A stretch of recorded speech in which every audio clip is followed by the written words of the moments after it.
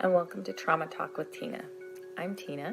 This is my outlet to share my experience, strength, and hope with others who have suffered from the effects of betrayal trauma. Hey there.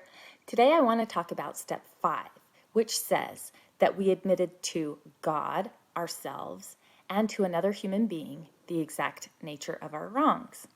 This goes in tandem with step 4 because in step 4 we created a fearless moral inventory of our character defects and assets. Now, telling another person about our character defects and assets is not supposed to feel like a guilt-ridden confession of all of our sins. It's supposed to create connection and also relieve us of our burdens. Not only that, step 4 helps us reveal what we learned are the root feelings behind the behavior that we have and how we show up in different relationships. The S-Anon book says it this way for step 4.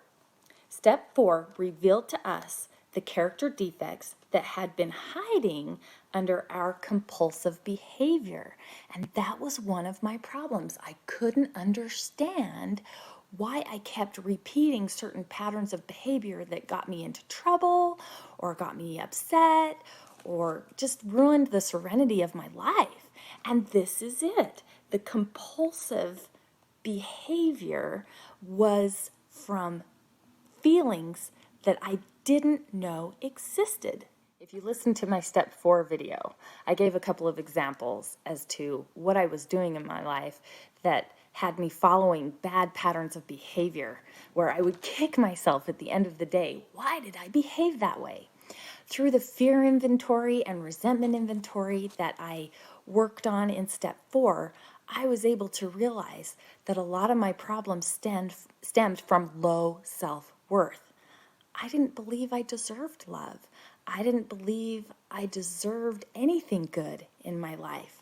And once I realized that, I thought to myself, and with the help of my sponsor, oh my gosh, if these are the bad feelings that are underlying all of my patterns of behavior, I have the power to change that. I needed to start believing in myself. I needed to start showing myself self-compassion and believe in myself that I was worthy of love and that I wasn't this horrible human being that didn't deserve love. Now, there was a lot of junk that I discovered in my step 4 inventory. A lot of past behaviors that I was totally ashamed of, embarrassed of, and finding the reasons that I did those things, that I didn't love myself and that I felt unworthy, helped. But then when it came time to tell my sponsor about all these things, it actually came to about 23 pages on a Google Doc. And she said, nope, we're just going to take some time. We'll schedule about an hour and a half to call because she lives in a different state. And we'll just take that time to have you read it out to me. And I did. It took about an hour and I read all 23 pages of my step 4 inventory. All of the templates that I filled in for fear inventory and resentment inventory and what harm did I commit towards other people throughout my life as well. And it was very revealing, but it was also very scary to admit to another person that this is who I really was. These are the bad behaviors that I had created in my life. And she helped me to realize that these bad behaviors, I really thought were protecting me. I really thought that these things would help protect me against all the mean, evil things in the world and when people were out to get me and things like that, and realizing, oh, maybe these people aren't really out to get me. It's just because I thought that because of these hidden feelings that drove my compulsive knee-jerk reactions at work, in my personal relationships, and with friends. I wonder, what do the addicts do for steps 4 and 5? And they fill out fear inventories, behavior inventories as well, and uncover what led them to start using their drug of choice. If done properly, like a therapist told me once, an addict would work step 4 and 5 with a sponsor, but also with a therapist. There's something called a therapeutic disclosure that a CSAT, a certified sex addiction therapist, would do with a couple. The sex addiction therapist would separate the couple and work with the addict to create a full disclosure document.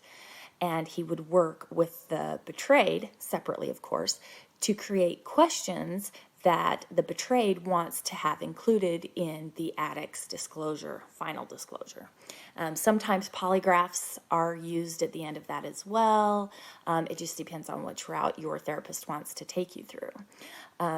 But through this work, the idea behind it is to present the betrayed a full disclosure of everything that the addict has lied about, so that the betrayed can make a conscious, educated decision about whether or not to move forward with the relationship. And with the support of a sponsor and therapist and other support members, maybe through a group, like a 12-step group, then each person, the addict and the betrayed, has a support system of love and help, someone to talk to during this time. And it sounds, in theory, a really good way for full disclosure. So it can help both the addict and the betrayed decide what's the best course of action to take with their relationship. It is really scary to face oneself. The thing is, as Brene Brown would say, my guru, I love her, she would say, lean into the pain, do the work to get through, to get out on the other side, so that healing can happen. So if we think of step 5 as like a debriefing of what we learned in step 4, it can help push away the shame and help us see this as a healthy exercise.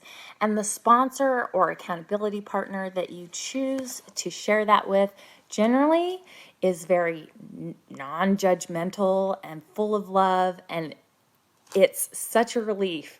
After I read all of those 23 pages, it was such a relief to feel like I have released that into the universe. Someone witnessed it, was a witness to my life and my pain, and was completely non-judgmental with that. And I would hope that any addict who also does the step 4 and 5 would feel that same relief, that maybe they would feel like, oh, these are the reasons that I started filling the voids in my life with this drug of choice, and realize, hey, I don't need this drug of choice anymore. I need to reach out to friends and family who love me. And that even though I feel shame for this addiction or the patterns of behavior that I've used in my life to protect myself, that people still love me. I'm still worthy of love. And even though I've done these bad things, people can, and they do, forgive and love us no matter what. And so for the betrayed, for us, we do the same thing. We find those patterns of behavior that don't help us, and we find and discover that we also are worthy of love, and that people aren't as judgmental, especially those of that love us. They're more forgiving than they are judgmental. Before I worked steps 4 and 5, I believed that I was just a negative, angry person, that was just my personality. But being armed with the facts that I was doing those things to protect myself helps me to realize, hey, I can make better choices.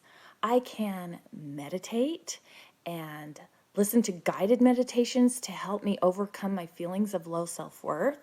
And once that might happen, I'll be able to make better choices in my daily relationship. I also realized that it took me 40 years to create all of these bad patterns of behavior, and it was going to take a lot of work to break me of those habits.